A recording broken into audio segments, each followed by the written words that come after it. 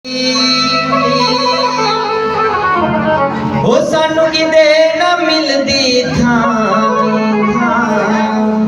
आसार जाना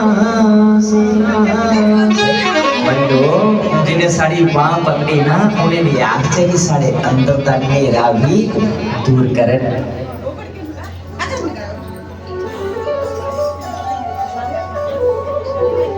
सुखदेव मुनि राजा परीक्षित को ये कथा कह रहे थे। मनुष्य शतरूपा की 3 पुत्रियां थी। देवहूति की आपने कथा सुनी। दूसरी पुत्री का नाम था आकुति और आकुति का विवाह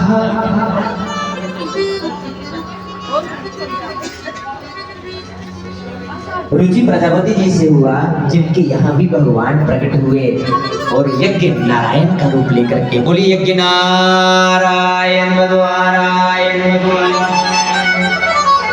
यज्ञ नारायण का रूप लेकर के प्रकट हुए। और तीसरी पुत्री का नाम था प्रसूति और प्रसूति का विवाह जो है वो दक्ष प्रजापति जी से हुआ और इनके यहाँ 16 कन्याओं का जन्म हुआ। 13 धर्मराज को ब्याह दी और 1 अग्नि को और 1 पितरों को और सबसे छोटी कन्या जो थी वो भगवान शंकर के साथ उनका विवाह हुआ, जिनका नाम था सती। और बंधुओं, सती 109वां जन्म था और सती का विवाह ब्रह्मा जी के कहने पर उनके पिता दक्ष ने भगवान शंकर से किया। एक बार बहुत बड़ा यज्ञ रखा और यज्ञ में सबको बुलाया, जिसमें विष्णु ब्रह्मा महेश भी आए, शिव भी आए। पर एक बार दक्ष को अभिमान हो गया, कमांडो या और बंधु कमांड बीच शंकर भगवान की श्राप दे दिया कि जिस वेले मैं सभा विच आया ने खड़े हुए मेरा स्वागत नहीं किया। अपने को बड़ेदार खड़े हुए स्वागत करना चाहिए। पर शंकर भगवान उस वेले समाधिस्थ थे, उन्हें पता ही नहीं चले। पर ये बगैर समझे दे उन्हें श्राप दे उड़े बंधु।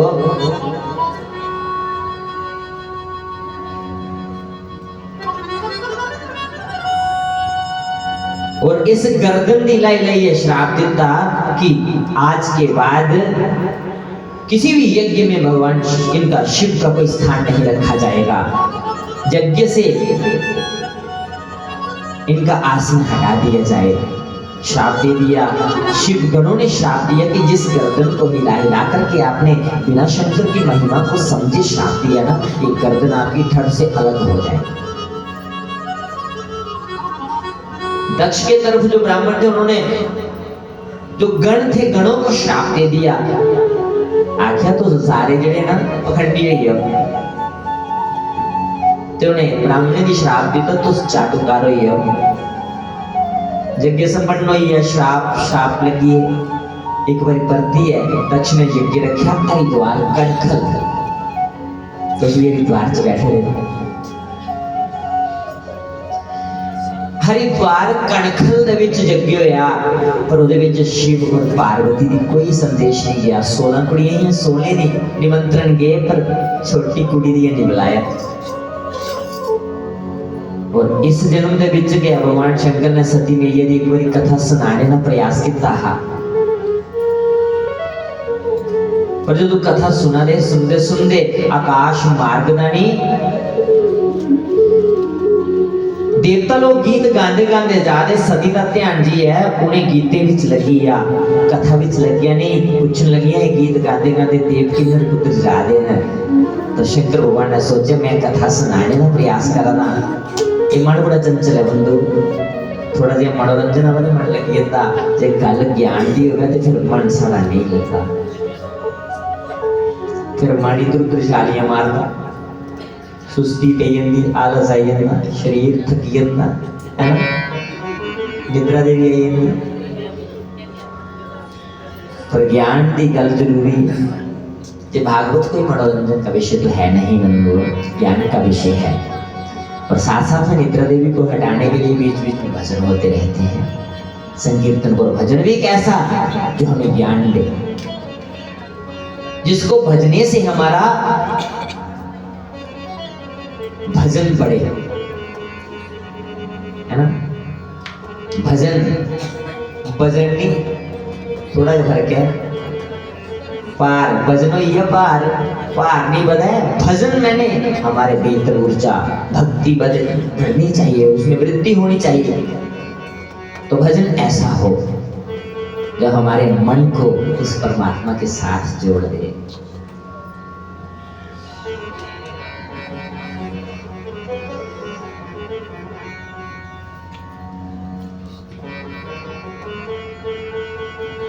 शंकर भगवान ने जब देखा कि इनका मन तो कहीं और लगा है, कथा को बंद कर दिया और देवी को कहा कि आपके पिता ने कनखल में हरिद्वार में बहुत बड़ा एक यज्ञ रखा है कि सब देवता लोग वहीं पर जा रहे हैं। तो सती कहने लगी हम नहीं जाएंगे, हम भी तो जाएंगे ना, हमारे पिता ने इतना बड़ा यज्ञ रखा है। कहने लगे देवी हमें कोई निमंत्रण नहीं आया, हम बिना निमंत्रण के भी चले जाते, यदि पिछले यज्ञ में जो हुआ ना वो नहीं हुआ होता तो आहरे की बिन बुलाए नहीं जाना चाहिए। दो जगह ऐसी हैं जिथे बिन बुलाए चली आओ, एक गुरु कर तू मित्रता कर, इथे बुलाने दी नहीं भी बुलाया जाना तो चली जाना चाहिए। पर ये दो कार ऐसे हैं जिथे खाली भी नहीं जाना चाहिए, कुछ ना कुछ लिए जाना चाहिए। आख लगे देवी सानू कोई निमंत्रण नहीं आया, और पिछली बारी तुझे पता यज्ञ साक्षात तो पिता ने बोलिया कि साड़ा कोई स्थान नहीं रखा जाग, इसलिए उन जाना थे बनता नहीं। पर सती बंदो शंकर भगवान भी समझा कर दिए, अपने मायके में बहुत बड़ा कोई यज्ञ हो रहा हो, बहुत बड़ा कोई उत्सव मनाया जा रहा हो, और जो ससुराल में बेटी होती है ना उसका ध्यान ससुराल से हटकर कहाँ चला जाता है, मायके में। फिर अपने मायके पूजन नहीं आओ ते आज देवी सती का मन भी मायके चली आ। शंकर भगवान भी समझा करती है ना कि ऐसा नहीं हो सकता, मेरे पिता ने भी निमंत्रण भेजिया नहीं हुआ, हो सकता बड़ा बड़ा यज्ञ है पूजिया नहीं हुआ, कुछ हाथ भेजिया हुआ, वो मुझे बहुत चाहते हैं, बहुत प्राणों से ज्यादा प्यार करते हैं मुझे। शंकर ने कहा देवी हमें कोई निमंत्रण नहीं है, पर देवी कहती मुझे ऐसा लगता है हमें जाना चाहिए। भगवान कहते यदि आप जाना चाहती हो तो मैं आपको रोकूंगा नहीं, पर मैं नहीं जाऊंगा। अब देवी जाने के लिए राजी होंगे, और भगवान शंकर ने उनके साथ कुछ गणों को भेज दिया, और जैसे ही वो कनखल में हरिद्वार में पहुंची, उस यज्ञ के पास पहुंची और उन्होंने देखा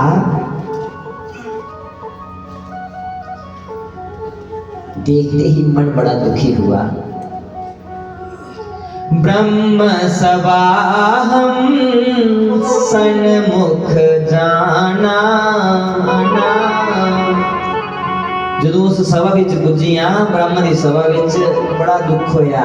कि दुख होया अपने नजर फेरी लिया, ਜਿਹੜੀਆਂ 16 ਭੈਣਾਂ ਸੀ ਨਾ ਉਹਨੇ ਦੇਖਿਆ ਤੇ ਆਪੂ ਵਿੱਚ ਗੱਲਾਂ ਸ਼ੁਰੂ ਕਰ ਲਈਆਂ, ਨਜ਼ਰ ਢਾਈ ਲਈ और ये ताने मारा नहीं होने की दुबे दी कि देखो ही नहीं देते पिछले यज्ञ च बोले कि उनका कोई स्थान नहीं रखे जा, बिन बुलाए भी आई है। ब्रह्म सवाहम सन्मुख माना,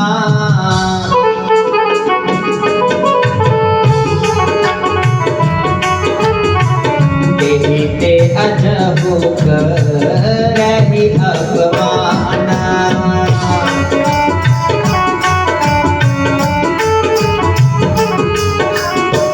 ब्रह्म सवाहम सन्मुख माना,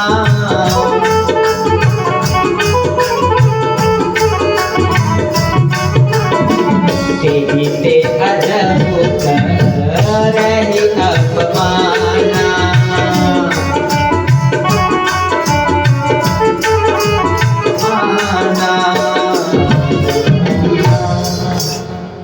बड़ा दुख होया जब उनकी ही बहनों ने उनसे मुख मोड़ लिया। पर देवी ने, सती ने सोचा कोई बात नहीं, उस दुख को पी लिया। जब पिता की ओर देखा, पिता ने भी मुख मोड़ लिया, उस दुख को भी पी लिया बंधु। बस जब एक माता की तरफ देखा ना, माता मुस्कुराई, दौड़ती दौड़ती आई, घाट आलिंगन किया, अपने गले से लगाया। माँ तो माँ होती है बंधु, माँ की महिमा का कोई किनारा नहीं, कोई अंत नहीं।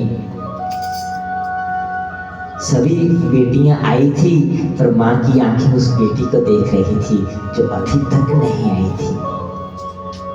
और जब देवी को देखा, सती को देखा, गदगद हो गई, घाट आलिंगन किया और खुशी के आंसू निकलने लगे। बड़ा सुंदर कहा, सादर मिले ही एक मां मिलिया, बाकी कोई नहीं रिश्ता।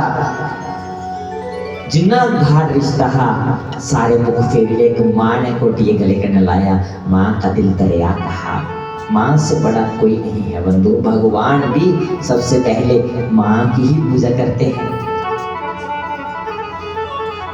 सादर भले ही मिली एक माता,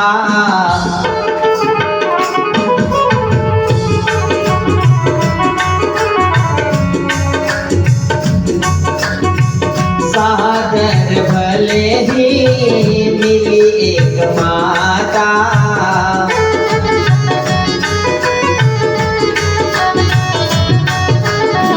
भगिनी मिली बहुत मुस्काता,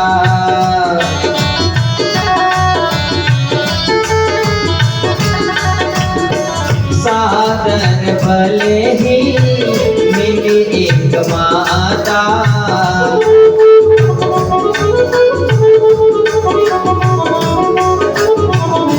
भगिनी मिली बहुत मुस्काता,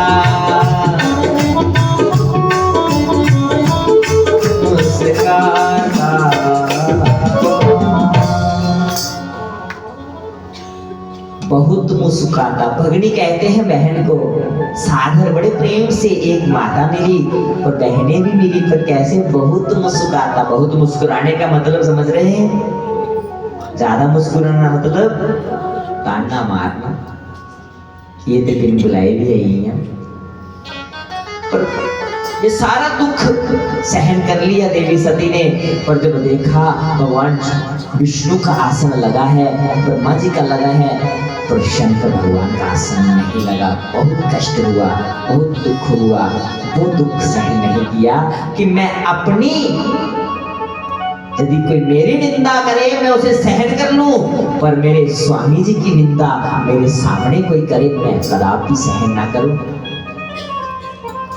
पत्नी का गुरु कौन है? कौन है? पति।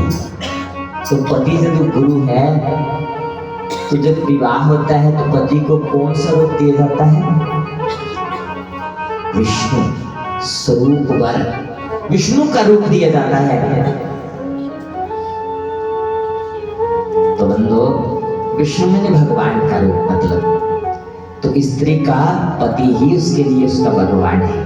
पहले यदि पति की आज्ञा हो तो उनकी आज्ञा लेकर के ही हमें हर एक कर्म को करना चाहिए।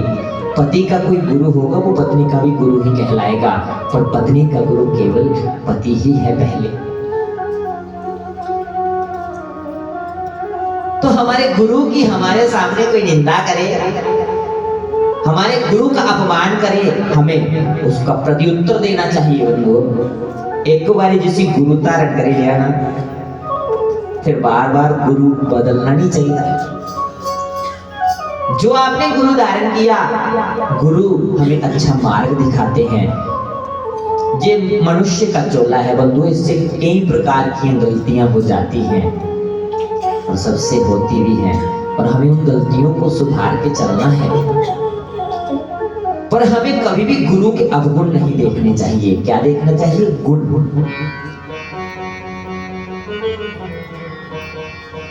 एक बार मनुष्य ने मयूर को देखा, मोर को देखा, तो कह दिया, अरे मयूर तू कितनी खूबसूरत है, यदि तेरे पांव भी खूबसूरत होते तो क्या होता।